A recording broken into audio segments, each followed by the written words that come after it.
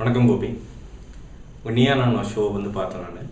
நான் இளைஞர்களும் பெரியவர்களும் அவங்க ரெண்டு பேர்த்தையும் வச்சுட்டு ஒரு ஷோ பண்ணியிருந்தீங்க. அதில் வந்து இளைஞர்களுடைய அறியாமை அதை வந்து நிறைய பின் பாயிண்ட் பண்ணி காட்டியிருந்தீங்க. ஸோ அந்த ஷோ பற்றி தான் இந்த வீடியோ. பட் அதுக்கு முன்னாடி வந்து ஒன்று சொல்கிற விரும்புகிறேன். நான் என்னென்னா, உங்கள் மீது எனக்கு வந்து பர்சனலாக ஒரு எந்த காழ்ப்புணர்ச்சியும் கிடையாது. இன்ஃபேக்ட் உங்கள் நிறைய ஷோஸ் பார்த்துட்டு ரொம்ப அப்ரிஷியேட் பண்ணியிருக்கேன். ஏன்னா நிஜமானுமே ஒரு சோஷியல் சேஞ்சுக்கான ஒரு முதல் படி அப்படிங்கிறது உங்கள் ஷோவாக நிறைய இடத்துல இருந்திருக்குது. ஸோ அதுக்கு வந்து உங்களுக்கு பாராட்டுகள், உங்கள் டீமுக்கு வந்து பாராட்டுகள். பட் இந்த ஷோவில் வந்து நான் நிறைய பாயிண்ட்ஸ் கூட உடன்படலை. நீங்கள் வந்து அதை நடத்தின விதத்துலேயும் நான் நிறைய இடத்துல உடன்படலை. ஸோ அதை வந்து ஒரு வீடியோவாக பண்ணுறேன். என்னென்னா, மொத்தம் ஒரு மணி நேரமோ 1.25 மணி நேரமோ நடந்த ஷோவில் ஒரு 40 நிமிஷம் பார்த்தீங்கன்னா, ஃபஸ்ட் ஒரு 40 நிமிஷம் பார்த்தீங்கன்னா, தமிழக இளைஞர்களுக்கு வந்து கிட்டத்தட்ட ஒன்றுமே தெரியாத மாதிரியே வந்து காட்டியிருக்கிறீங்க. அவங்கள வந்து மாறி சராமரியாக ஒரு கேள்வி கேட்டு அவங்க எல்லாம் பேந்த முழிச்சு, அப்புறம் ஆப்போசிட்டில் இருக்கிறவங்க நான் இதை வந்து எதிர்பார்க்கவே இல்லை, இவங்ககிட்ட இப்படி அறியாமையில் இருக்காங்களா அப்படின்ட்டு வந்து நிறைய பேர் சொல்லி அவங்க இளைஞர்கள் அவங்க மூஞ்சியை பார்க்குறதுக்கு வந்து ரொம்ப கஷ்டமாக இருந்தது. சில கேள்விகள் நான் கேட்கணும். என்னென்னா, சரி, இப்போ இளைஞர்களுக்கு வந்து ஒன்றுமே தெரியலன்னு வச்சுக்கோங்களேன். நீங்கள் அந்த பிக் பண்ண அந்த ஏதோ சாம்பிளிங் என்னமோ சொன்னீங்க. ஸோ அது மூலமாக பிக் பண்ண அந்த இளைஞர்களுக்கு வந்து பெருசாக ஒன்றுமே தெரிலன்னு வச்சுக்கோங்களேன். இப்போ ஆப்போசிட்டில் இருந்த நிறைய பேர்த்துக்கு எல்லாம் தெரியும். ஓகே, இவங்களுக்கு இப்போ மட்டும் இல்லை, இவங்கள மாதிரி ஆட்கள், அதாவது வயதானவர்கள் வந்து இந்த மாதிரி விஷயங்கள், அதாவது சமூகத்தை பற்றி அக்கறை, அதாவது அவங்க சொல்கிற மாதிரி கூடங்குளத்தை பற்றி, இல்லை ஜாதி கலவரங்களை பற்றி, இல்லை மதுவுடைய இதை பற்றியெல்லாம் வந்து இவங்க வந்து பயங்கரமாக வந்து வெல் ரெட் அப்படின்னு சொல்லுவாங்களா, அது மாதிரி பயங்கரமாக படித்து தெரிஞ்சு கரைச்சி குடிச்சு நெஞ்சுக்குள்ள நடுவில் வந்து வச்சிருக்கிறாங்கன்னு வச்சுக்கோங்களேன் அத்தனையும். பட் இவங்களால என்ன பிரயோஜனம் அப்படிங்கிறத நான் கேள்வி வைக்க விரும்புகிறேன்.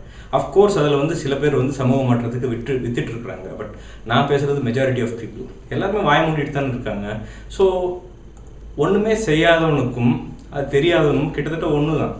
என்ன தெரிஞ்சுக்கிட்டு வந்து நம்ம ஒன்றுமே பண்ணலைனாலும் அது தெரியலனாலும் கிட்டத்தட்ட ஒன்று தான். என்ன, ஸோ ஏன் வந்து இளைஞர்களை மட்டும் நீங்கள் போய் கம்ப்ளைண்ட் பண்ணுறீங்க அவங்களுக்கு ஒன்றுமே தெரிலன்னு? அண்ட் ரிமெம்பர், அவங்களுக்கு ஒன்றுமே தெரியாது போன காரணமே என்னென்னா, இப்போ நீங்கள் இருக்கீங்களே உங்களை மாதிரி ஊடகங்கள் தான். இப்போது விஜய் டிவி இருக்குதுன்னு வச்சுக்கோங்களேன். அது வந்து இப்போது தீபாவளி அன்னைக்கு, சரி நீங்கள் இவ்வளோ பேசுகிறீங்க, நீங்களே ஒரு சீனியர் தான். ஓகே, ஸோ அப்படி இருக்கிறப்போ நீங்கள் வந்து விஜய் டிவி விட்டு கேட்கலாமே என்னன்ட்டு, ஏன்ப்பா இப்படி தீபாவளிக்கும் பொங்கலுக்கும் வந்து அதுக்கும் ஒரு நடிகையுடைய பேட்டிக்கும் இல்லை ஒரு பெரிய சினிமா டீமினுடைய பேட்டிக்கும் என்னப்பா சம்மந்தம் இருக்குது? இளைஞர்களுக்கு உதவுற மாதிரி ஏதாவது விஷயங்கள், ஒரு நல்ல வெல்மேட் டாக்குமெண்ட்ரி அதை வந்து விஜய் டிவி ப்ரொடியூஸ் பண்ணி போடலாம்ல அப்படின்னு சொல்லி பாருங்கள். மேபி உங்கள் ஷோக்கே பிரச்சனை வந்தாலும் வரலாம். உண்மை அதுதான். நீங்கள் வந்து அதாவது நீங்கள் சொல்லுகிற அந்த சமூக ஆர்வலர்கள் இல்லை அந்த பர்டிகுலர் ரொம்ப சொசைட்டி அவேர்னஸ் இருக்கிற ஆட்கள் எல்லாம் வந்து அவர்கள் எழுதுகிற அந்த பிளாகும் அவர்கள் எழுதுகிற அந்த வெப்சைட்டும் அங்கே இருக்கிற வெப்சைட்டுகளும் அதெல்லாம் வந்து மொத்தம் அந்த சொசைட்டி கன்சியூம் பண்ணுறதுல ஒரு 5% அதோட கம்மி தான். ஸோ 95% வந்து கன்சியூம் பண்ணுறது அப்படிங்கிறது உங்களை மாதிரி பெரிய பெரிய டிவிக்கள். நீங்கள் உட்காந்துட்டு பாடின பாட்டையே திருப்பியும் பாடுறதுக்கு 10 நிகழ்ச்சி வச்சுக்கிட்டு, டான்ஸ் ஆடுறதுக்கு ஒரு 20 நிகழ்ச்சி வச்சுக்கிட்டு, அப்புறம் நடிகர்கள் பேட்டி எடுத்து அவங்கள தேவையில்லாமல் புகழ்றதுக்கு ஒரு 30 நிகழ்ச்சி வச்சுட்டு இருக்கும்போது இளைஞர்களுக்கு நீங்கள் என்ன எதிர்பார்க்குறீங்க அவங்ககிட்ட இருந்து? ஏன்னா உங்கள் மீடியாவுடைய ரிஃப்ளெக்ஷன் தான் இளைஞர்கள். இன்றைக்கி பொறுத்த வரைக்கும் தமிழ்நாட்டை பொறுத்த வரைக்கும் என்ன சாமோ வரமோ தெரியல, மீடியா வந்து ரொம்ப அட்ராக்டட் பீப்புள். அது ரொம்ப சீரியஸாகவும் எடுத்துவாங்க சிலதெல்லாம்.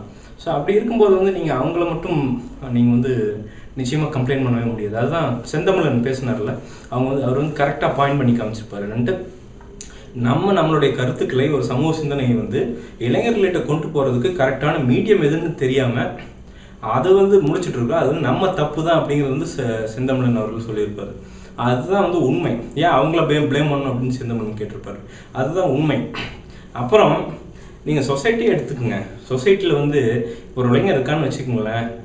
அவன் வந்து இல்லைப்பா நான் வந்து பெருசாக சம்பாதிக்கல, நான் சாஃப்ட்வேர் இன்ஜினியர் ஆக விரும்பல, இல்லை பெருசாக சம்பாதிக்கணும், நான் வந்து ஒரு சமூக சேவனார், நம்ம சொசைட்டியை மாற்றுறேன் அப்படின்னு சொன்னால் எத்தனை சீனியர்ஸ் வந்து ஃபஸ்ட்டு அதுக்கு வந்து முன்னாடி வந்துக்கிட்டு சரி நீ போய் நம்ம நாட்டுக்காண்டி சண்டை போடு அப்படின்னு சொல்லுங்கள். எல்லாரும் வாய்மொழி மௌனிகளாக நான் பையன் 50,000 சம்பாரிச்சா போதும், அவன் ஒரு ஏடிஎம் மிஷினாக பார்த்துட்டு இதை வச்சு ஒரு லோன் போட்டு வீட்டு வாங்கலாமா சொல்லுவாங்க. ஐயோ இல்லை என் பையன்லாம் அப்படிலாம் ஒன்றும் கிடையாது, நான் ரொம்ப பாசமாக இருக்கேன், அவனுக்கு தான் என் உயிரை கொடுத்துருக்கணும். பொய் அது. உண்மை நிஜம் நம்ம பேசுவோம். ஸோ அப்படி இருக்கிற அந்த பெற்றோர்கள் சீனியர்ஸ் அவங்களாலையும். இப்போ வாத்தியார்கள் வந்து நம்ம கேட்கவே வேண்டியதில்லை. எப்படா 4 மணி பெல் அடித்தா போட ஓடலான்னு இருக்கிற வாத்தியார்கள் நான் நிறைய பார்க்குறேன். நான் ட்விட்டர்லையும் பார்க்குறேன், ஃபேஸ்புக்லேயும் பார்க்குறேன். அவங்க வந்து ஏதோ கடமையேன்னு செய்கிற வாத்தியார்கள் இருக்கிறப்போ வந்து மாணவர்களுக்கு வந்து எப்படி அறிவு வளரணும்னு நினைக்கிறீங்க நீங்கள்? அவன் எடுக்கிற சப்ஜெக்டே அவன் வந்து 20% மேலே அவனுக்கு தெரியாத போது மாணவர்களுக்கு அவனுக்கு எக்ஸ்ட்ராவாக வந்து மாணவர்கள் ஒரு இனிஷியேட்டிவ் ஒன்று ஸ்டார்ட் பண்ணுறதுக்கும் இல்லை வந்து அவனுக்கு எக்ஸ்ட்ராவான ஒரு அறிவை புகுத்துவதற்கும் வந்து எந்த ஆசிரியருக்கு வந்து தகுதி இருக்குன்னு நீங்கள் நினைக்கிறீங்க? நீங்கள் ஃபஸ்ட்டு மேபி ஒரு 100%ல் ஒரு 20% ஆசிரியருக்கு இருக்கலாம். பட் அது வந்து சொசைட்டியை சேஞ்ச் பண்ண போகிறது இல்லை. 100ல் 90 விழுக்காடு ஆசிரியர்கள் அப்படி இருந்தால் தான் அவன் வந்து மாணவன் மாறுவான். அதுதான் இளைஞர் அப்படிங்கிறதே மாணவன் தானே. ஸோ அவங்கள எப்படி போய் நீங்கள் வந்து உட்காந்துட்டு நீங்கள் அப்படியே மாற்றி கேட்குறீங்க, அந்த கலவரம் தெரியுமா, இந்த கலவரம் அது தேவையில்லைங்க. அவன் தெரிஞ்சு என்ன பண்ண போகிறான்? இப்போ தெரிஞ்சு போய் அவங்க வந்து வாய்ஸ் பண்ணான்னு வச்சுக்கோங்களேன், உங்கள் சீனியர்கள் அந்த சீனியர் ஜென்ரேஷன் அப்படிங்கிறது வந்து எல்லாம் லஞ்சம் லாவண்யம் இல்லாட்டி வந்து அதுக்கு உடந்தையாக தான் இருக்குது. ஏன்னா அமைதியாக இருக்கிறதும் அதுக்கு உடந்தையாக இருக்கிறது தானே. ஸோ ஒரு இளைஞனே போய் இல்லை வெறியோட போய் நான் நிற்கிறேன், நான் இதுக்கு பிரச்சனை, நான் போய் நிற்கிறேன், போராடுறேன் அப்படின்னா நீங்கள் எல்லாரும் சேர்த்து அமுக்கிடுவீங்க. அவனை ஜெயிலுக்கு கொண்டு போயிடுவீங்க. ஸோ அவன் எதுக்கு போய் ரிஸ்க் எடுத்துகிட்டு போய் இதெல்லாம் தெரிஞ்சு உணர்ச்சி வசப்பட்டு போய் தான் வாழ்க்கையை வந்து எதுவும் பிரச்சனை பண்ணிக்க போகிறான்? ஸோ அவன் கம்முன்னு இருக்கிறதுக்கு நியாயம் அதுதான். அவன் தெரியாமல் விஷயங்கள் தெரியாமல் இருக்கிறதுக்கு ஆன நியாயங்களும் அதுதான். ஸோ தயவுசெய்து வந்து இளைஞர்களை வந்து குறை கூறாதீர்கள். இன்ஃபேக்ட் நீங்கள் மாறுங்க. அதுதான் அவங்களுக்கு நீங்கள் சொல்கிற அதே நீங்கள் நிறைய அந்த இளைஞர்களை பூரா கேட்டீங்க, நீங்கள் எல்லாம் ஃபேஸ்புக் வச்சுருக்கிறீங்க, நீங்கள் ஏதாவது ஒரு சமூக சிந்தனையோட கருத்துக்களை இது பண்ணுறீங்களா அப்படின்ட்டு. வாங்க நான் காட்டுறேன் உங்களுக்கு ஒரு 1000 இளைஞர்கள், அதுக்கு மேலேயும் கூட காட்டுறேன். இலங்கை பிரச்சனையிலிருந்து கூடங்குளத்திலிருந்து ஒரு சின்ன பிரச்சனை வரைக்கும், கற்பழிப்புலேருந்து ஒரு ஈவ்டீசிங் வரைக்கும் ப்ராப்பராக உட்காந்து டைமை ஸ்பெண்ட் பண்ணி போஸ்ட்டை ஷேர் பண்ணி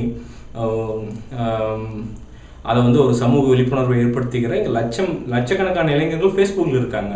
ஸோ நீங்கள் வந்து உங்களுடைய பார்வை வந்து ரொம்ப ஷார்ட் சைட்டட் அப்படின்னா அதுக்கு வந்து ஏன் அங்கே இருக்கிற அந்த இளைஞர் கூட்டத்தை வந்து டப்புன்னு அந்த இளைஞர் கூட்டத்தை வந்து குறை சொல்கிறது அப்படிங்க அவங்கள மட்டும் நீங்கள் குறை சொல்லலாம், தமிழக இளைஞர்களையே வந்து குறை சொல்லியிருக்கிறீங்க. அதுதான் எரிச்சலடைய வைக்குது. ஏன்னா இதை பார்த்துட்டு நிறைய வாத்தியார்கள் வந்து அவங்களுக்கு என்னமோ எல்லாம் தெரிஞ்ச மாதிரி பல மாணவர்களையும் நேற்று கடிஞ்சிருக்கிறாங்க. திங்கக்கிழமை நீங்கள் என்னத்தை பண்ணிட்டீங்க பார்த்தீங்களா, அவங்க லட்சணம் தான் அப்படிலாம் இல்லை. அவங்களுக்கு மாற்றம் வேணும், மாறுறதுக்கான எல்லா இதையும் எடுத்து நிற்கிறதுக்கு இளைஞர்கள் ரெடியாக இருக்கிறாங்க. அதுக்கு நீங்கள் வழிகூடலை அப்படிங்கிறது தான் வந்து நிதர்சனமான உண்மை.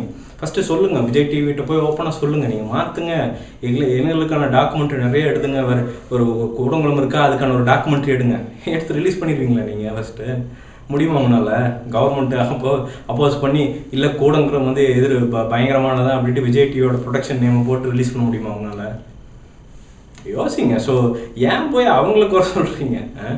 இன்றைக்கி இருக்கிற எல்லாமே டிக்டேட்டர்ஷிப் தான். நீங்கள் கருத்துரிமை அப்படிங்கிறது வந்து சமூக ஆர்வலருக்கு லிமிட்டடு தான். அது சமூக ஆர்வலராக ஜெயிலுக்கு போக ரெடியாக இருந்தால் தான் கருத்துரிமையும் இருக்கிறப்போ நாங்கள் என்ன ஒரு இளைஞரை போய் என்ன பண்ண சொல்கிறீங்க? அவன் ஓப்பனாக வந்து எதனா சொன்னான்னா அவன் போய் ஜெயிலுக்கு போயிடுவோங்க.